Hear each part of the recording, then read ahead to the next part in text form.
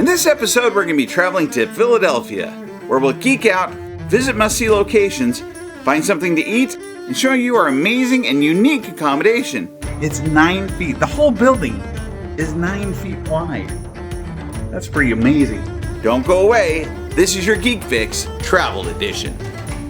Hi, I'm Jeremy, and this is your Geek Fix, where we talk about everything from anime to movies, games, and prop collecting with the people who make and love it. We also have a weekly podcast, and we'll continue to make videos like this, where we travel to different geeky locations. But you're not going to see it unless you click that subscribe button and that reminder bell. I mean, after all, it's free to join and would help us out immensely. Also, watch to the end of this video to see our new Vegas trailer. But that's enough about that. We really need to get going. Oh boy, here we go. So when I first left, it looked pretty clear outside. Then all of a sudden, like there's clouds everywhere. It looked like it was going to rain and things. And this is only in like 10 minutes. And now it's starting to break up. There's less clouds, but there's a lot of wind. I've been monitoring the weather in Philadelphia, and consistently over the past several days, it's been 20 degrees colder than where I am, and I'm in a cold state. Today, it's 60 degrees, so I'm guessing it's probably 40 degrees in Philadelphia? I don't know. I'm a little nervous because I didn't pack for that. I'm trying to get there to the airport a couple hours early because I have done some things in my luggage that I wasn't sure is going to go through. When I fly, I associate two things with luxury. One is food. Having access to food, and then number two is media. So it's kind of the big two focuses. Half my bag is actually my devices for entertainment, and then of course having some food. Of course, part of the reason why I had to prepare so much stuff is also because my flight is about 9 hours, and not because it's one flight that's that far. Like, I'm not going to Japan or anything like that. This is it's multiple flights. Why is it that the less money you pay for a flight, the farther you have to go? I am flying first 3 states before I fly then in the opposite direction to Chicago O'Hare and then on to Philadelphia. Like, if I get an Uber or a taxi and I say, well, I can't afford as much as you want me to pay to travel 6 blocks, they're like, you know what? I'll charge you less if you're willing to travel to the next state and back again. It's so weird. I don't know. Anyway.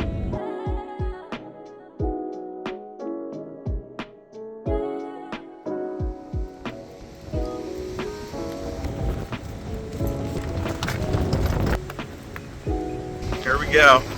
Gonna see how well this works. Can I get through security with all my fruit and things, or are they going to make me throw it away? Let's find out. So this is kind of funny. I went through the TSA. I was all worried about being able to get all that food through and thinking I would probably have to throw it all out. Basically, it went through. They didn't even have me open up the bag or anything. They just, the x-ray guy said, what flavor is your circle bottle? And I'm like, fruit punch. He said, cool. Super easy, super fast check-in. But the airport's completely empty at this point in time too. So yeah, this is everything I'm traveling with food-wise. I got some pita bread. I was thinking about putting some peanut butter on. You've got some mini meals. I got 2 of these. You can travel with grapes and apples and things. They are considered solid foods, so that's not a problem. The issue is peanut butter. Peanut butter you can do up to 3 ounces, and so these little tiny packets never add up to that. Even if you get a couple of the larger ones, they usually add up to only about 3 ounces, and really can go just beyond 3 ounces. I like these because you can travel with them. They come inside the boxes that are the right size. You just can't put water in them until after you're through security. This has a full-blown lunch in it, and everything is below the amount that you're allowed to bring on board. So it has tuna, it has crackers, it has fruit, and it has a little cookie. And then, yeah, got some jerky, some different types of candy, some gum. I mean, yeah, I'll be here for 9 hours. So when it comes to entertainment, like I said, I have a lot of things that I tend to bring with me. But this is probably the best thing to have for flights. These are Sony earphones, and they are kind of expensive if you buy them straight out of the store. They are the best at closing out all of their sound and being able to allow you to listen to your media really well. So yeah, highly recommend these. These are great. You can charge them as you need to. I bought this straight out of the store. It is fully charged, and I can get up to 6 charges easily full for my phone or other devices. So yeah, pretty great. When it comes to electronics, as long as the item is the size of your phone or smaller, these days you don't have to pull it out. So keep that in mind for your batteries and other things that you buy. Electronics, if it's bigger than that, you're probably going to have to take it out. So having it where you can easily access it, that's pretty important.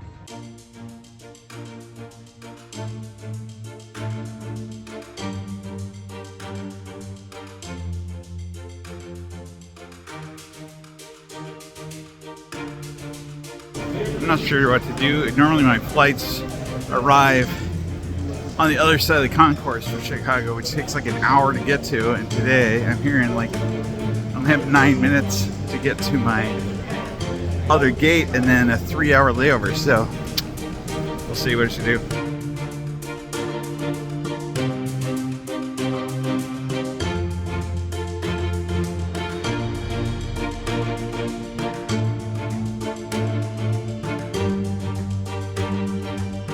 Steep.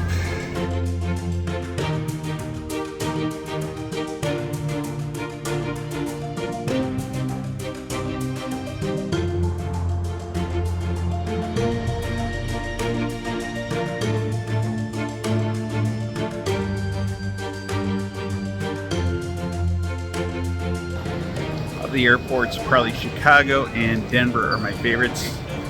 Do you have a favorite? Let me know below.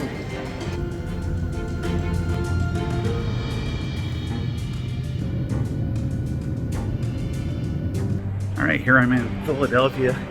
Now all I have to do is just get a car, because it's just past 9 and I need to be able to get to my house.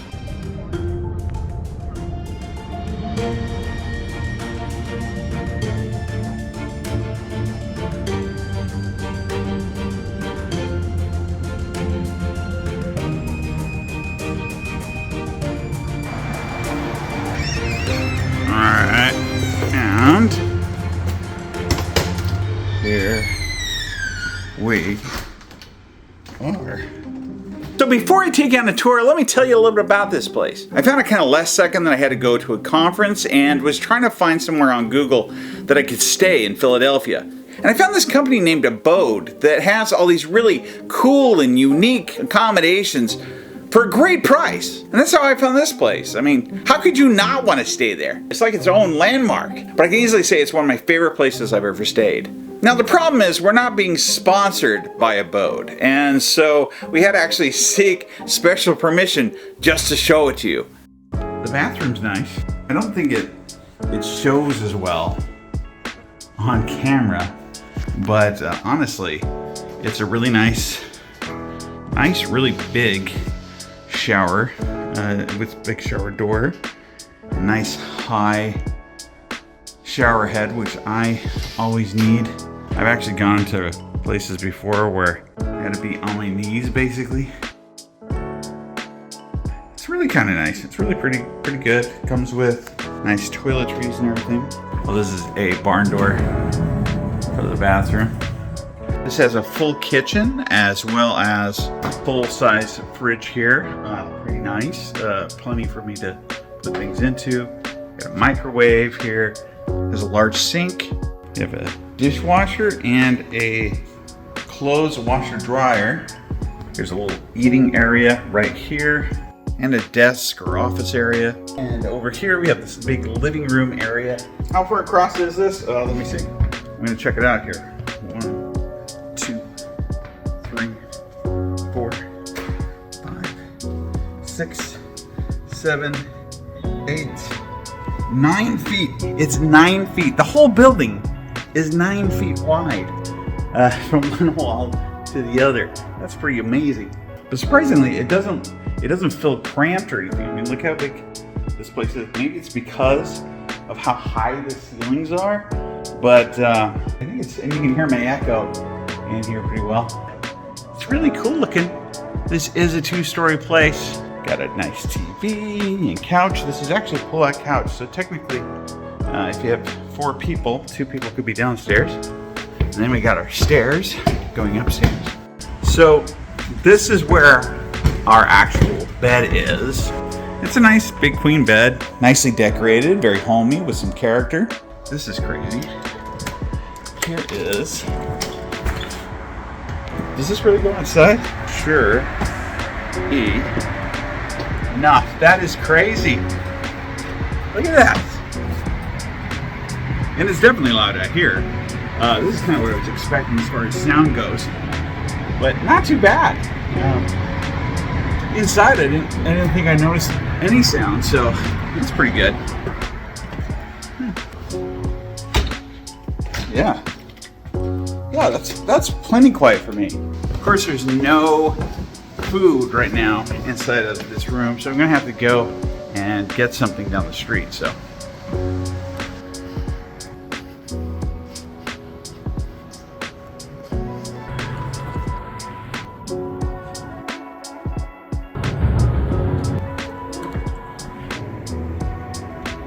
So, got my food, heading back. That wasn't too bad, that wasn't too far.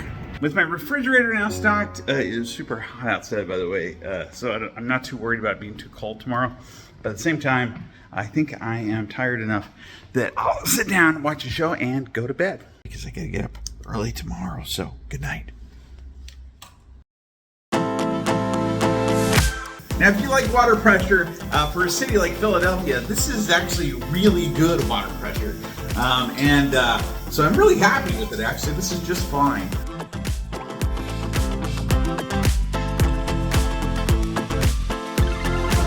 I think I definitely picked the right place to stay in Philadelphia because it's really central. I'm able to walk to everything so far. But if you don't want to walk, Philadelphia has the option of public transport. With 28 stations and over 117 miles of track, you can take the train system anywhere you want to go. And I do mean anywhere.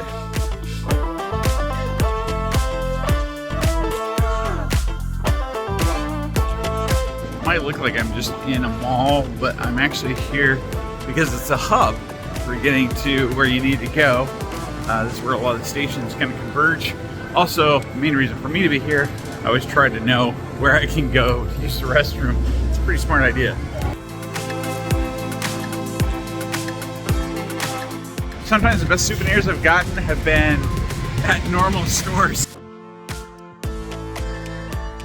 I looked up the closest comic book store, which was about a mile from me, and began walking. But being the former seat of the United States, it isn't hard to find historical landmarks. For example, this is the Declaration House. Look at that, it's like it's chopped right now.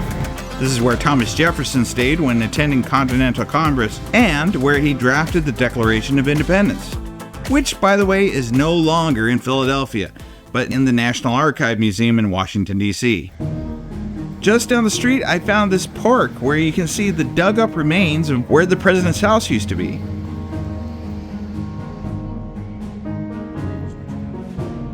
And right behind that, something even more exciting. That's right, the Liberty Bell. At 248 years old, it's a national treasure and guarded by only the best. Oops. It's open now. Just to the south, across from where Ben Franklin yells at kids, you'll find Independence Square. The old City Hall. 9 a.m. Oh, yeah.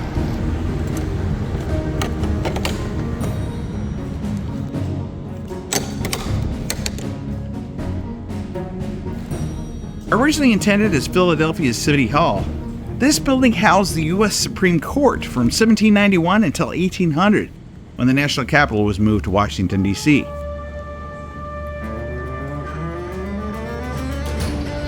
Most historical things like that are free. Do plan that you're gonna have to go through some security too a few times. Next door to City Hall is Independence Hall, where both the United States Declaration of Independence and Constitution were debated and adopted by America's founding fathers. It was also on these grounds black rights and women's rights were declared, and the site where the League to Enforce Peace was formed, which later became the League of Nations and later the United Nations. Independence Hall has also been immortalized on the $100 bill. So that was a lot of fun. I will say that I was wrong. You do have to pay to get into like Independence Hall, but that is a whole $1. So if you can swing it, and also the tickets, they have select times, and I couldn't get in at the time that I was there, but they basically told me that they would let me just go in with the current crowd, and they never asked me for my ticket in the end. So there you go. But our historical journey was not yet over. In a fairly normal neighborhood among fairly normal buildings, I saw this sign for Benjamin Franklin's advertising and publishing company, his printing office, his apartment building, and the United States' first post office, still in operation today. Wonderful experience. So this is kind of cool. You can actually go to Benjamin Franklin's press shop to buy a postcard that then you can take into the first post office in the United States, and they will hand stamp it and mail it for you. A lot easier than me trying to press that block down, right? You can tell I don't have those big muscles. Now, if you were working in here all day, every day, especially from the age of 10 to say 42, that's how long Ben was a printer, then yeah, you get some pretty good muscles, right? So I didn't really think about Ben Franklin being a bodybuilder. Pretty easy to step. He's a young man, sure. Yeah, absolutely. So I will say I'm a little bit lighter than I should be. I should have put a little bit more ink on my fingers. They're all a little It is what it is, right? All right, got my postcard. It says, "Well done is better than well said." Now I'm at the post office where I get to actually mail it. Awesome. Thank you. Take this over here. Oh, shoot. I forgot to put a stamp on it, but she was so nice that she mailed it anyways. Just north of Christ Church, I knew I was in the right neighborhood, but Google led me to this place with a giant shoe in front, and none of the women inside had ever heard of the comic shop that turned out to be just across the street, and that's where I would meet my first Philadelphia friend. I'm Brian from Brave New Worlds Comics here in Old City. So what makes you different than all the other places here? We try to, keep our store super organized, super clean. People can find stuff, where things are. People always tell us it's like, this is kind of like the best organized store they've been in, like, maybe ever. Huge Gundam selection and stuff. We try. That's been a struggle, but we try to have the Gundams because they were hard to get during COVID and the plastic shortages, all that kind of stuff that was going on. But they seem to be back in stock more often. Besides Gundam and comics, they carry a full selection of collectibles and figures, and while I was picking out my Inigo Montoya, Brian told me I should visit Fat Jack's Comicrypt, which was on the opposite side of town, about 2 miles away.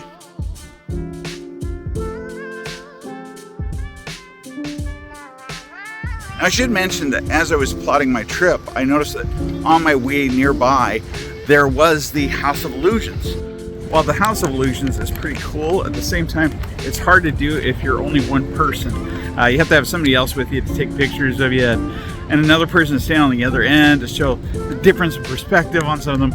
So for that reason, I didn't get any footage, and it wasn't worth going in.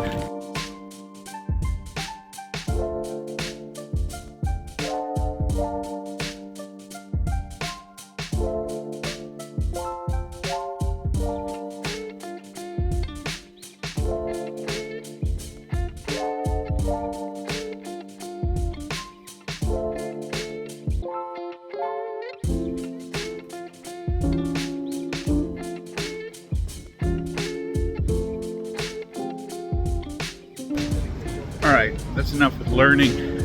I'm gonna get something to eat. Got myself a Philly in Philly. Look at that. That's a Philadelphia hoagie right there. It's really good, but I wish that it was cut smaller. Kind of a big sandwich to be traveling with them. Pretty good. Should last me all the way to 19th Street where I have to turn left. Man, they called that a quarter sandwich? That was a quarter of a sandwich, their typical sandwich. I don't know how it's possible, but I couldn't eat more than half of it, so an eighth, I guess. Alright, so my next stop is Fat Jack's Comicrypt, which is right here. Now, Fat Jack's is not only a popular comic book store, but the oldest in Philadelphia history. I'm in business since 1977, I think, 76, 77. Oh, wow. A lot of experience. They carry many popular as well as unique comic books and guarantee that you'll find whatever you're looking for. A lot of back issues. I think both the stores in town have some. Yeah, fun. I got this special edition as well as this Archie vs. Predator comic. I didn't even know this existed. So my next stop is Atomic, which they told me there is actually kind of like they said the wet dream area because there's nothing but a mall of stuff like this. Of course, they'd have to travel back in the opposite direction again, a little over 1.5 miles. But this is where the neighborhood started getting interesting.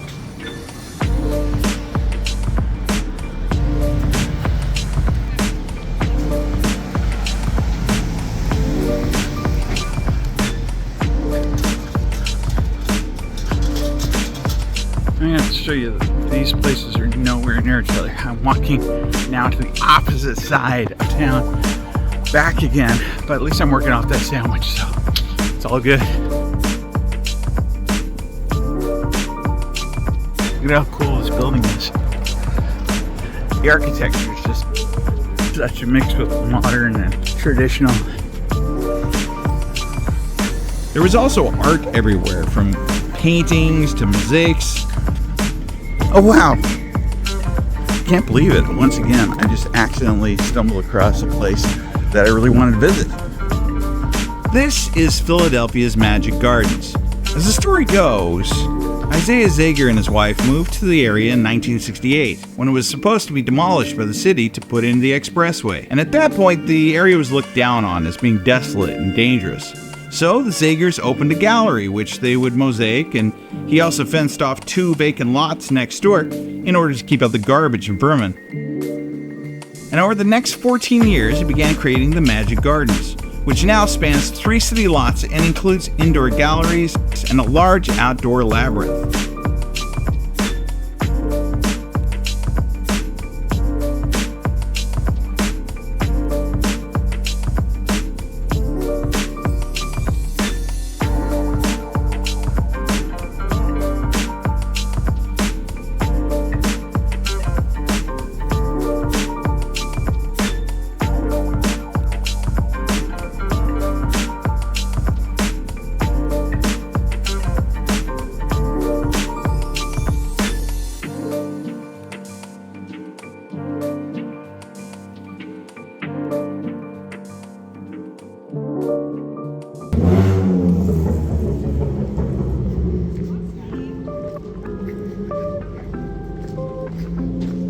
Thanks. See you later. It was also in this area I found Atomic City Comics, which has everything from collector's editions and manga to toys and video games with a retro vibe. The store is intentionally designed with kids and family-friendly comics in the front and more collectible comics in the back. One of the owners said that they did this to bring the mommy money, while knowing the more serious collectors would be more willing to seek out what they wanted. So while I was buying this Doctor Strange, I asked the staff what they liked about the store. Got a great trade paperback selection. They also said that their selection of manga is better than anything outside of Japan, so there you go. With it getting later, I decided it was time to walk home. Another 2 miles.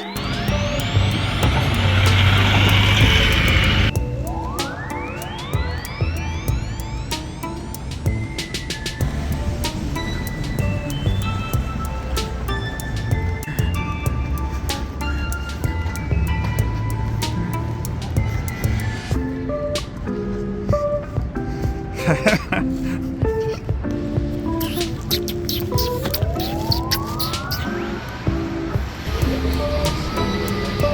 have walked so many miles. I'm so tired. My legs hurt. My feet hurt. But it's dinner, and I gotta find some place to eat. And I think I know just the place to go.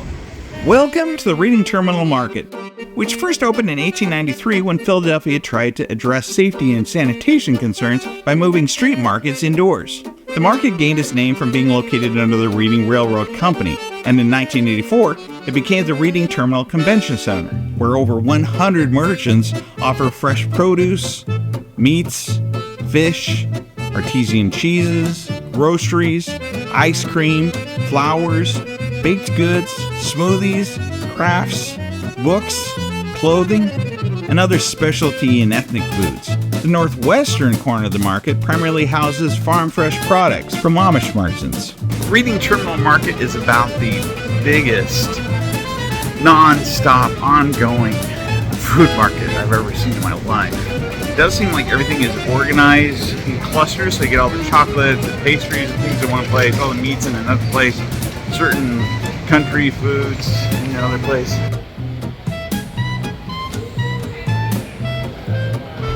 Oh, yeah.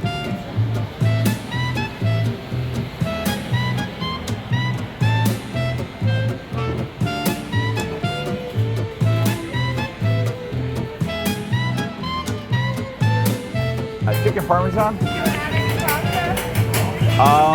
Just to make sure, which one's the chicken parm? Is it this one? Oh, this one? Awesome. What is this one? Oh, it is? Can I get both? One, yeah, one of each. Yeah. That'll be awesome. I want to get some a half pound. Is it? Okay, how about a quarter pound then of that, and then also, how about the half and half, the dark and the white pretzel?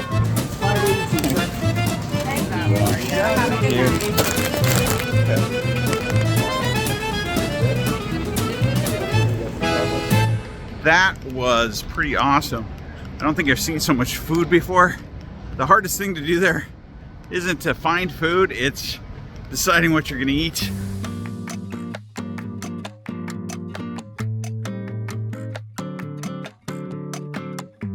And here's my place from the outside. I'd be interested to know how people get up to the other levels. All right, now we're back. And so what did I get? Here's the, I don't know if this is chicken Parmesan or if it's the eggplant. Both of them looked pretty similar, but they look delicious. Look at that. Look at that. And then what I got for the candy side of things, I love Swedish fish, and they sell you a quarter pound for pretty cheap price. And then I also got this pretzels for a really good price too. So it's just amazing. If I lived here, I'd probably be eating there every single day.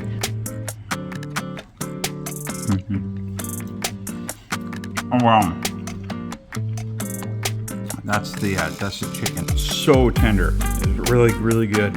After dinner, I enjoyed the pain of my long walk and went back to bed exhausted.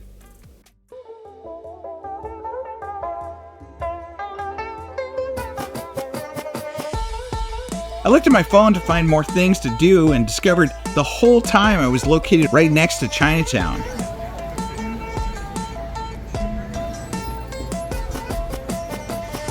Unlike other Chinatowns and Asian development projects, the Philadelphia Chinatown continues to grow in its size and ethnic Chinese population. This is because they have the greatest increase of Chinese immigrants from New York City and China. And because of this, Chinatown is less of a tourist spot and more of an authentic community, filled with restaurants and markets, and even a Sanrio. And as always, is one of the best places to get some geeky stuff. Hi.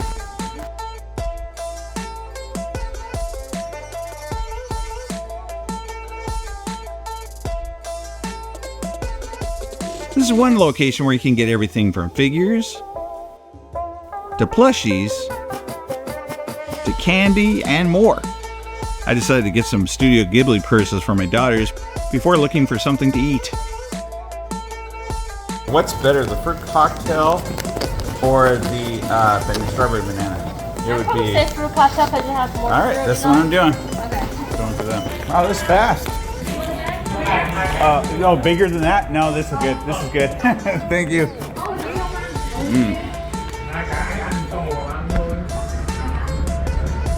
Wow. Look at that. Dang.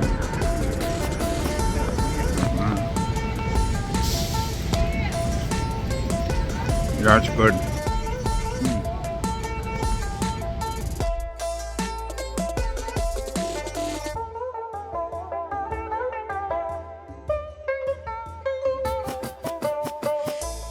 Some of you might be wondering, why aren't I going to Patty's Pub from It's Always Sunny in Philadelphia, right? That's because it's not located here. That's actually a warehouse located in LA. But it is based on a real pub that is here and is one of the most famous in all of Philadelphia. But I was looking for more geeky things to do, so I reached out to the boys, and Vin sent me this, which meant I would need to travel again from one side of Philadelphia to the other, another 2 miles.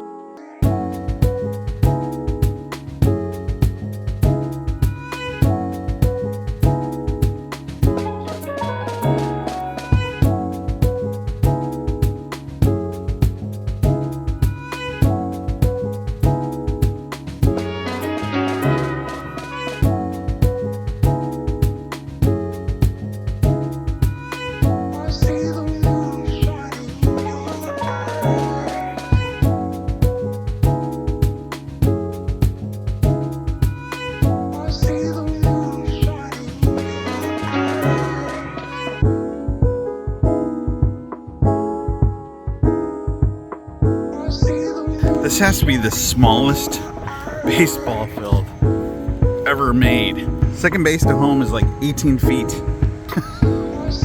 Look at how tall I am compared to just the back.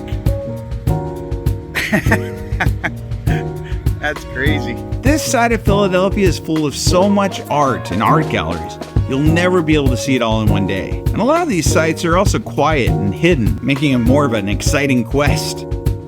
There were so many things I could still do in this area, but I was running out of time and I had to get to my most important Philadelphia location. I'm here at the Philadelphia Museum of Arts, but I'm not here to see the art. Oh no, I'm here to do this.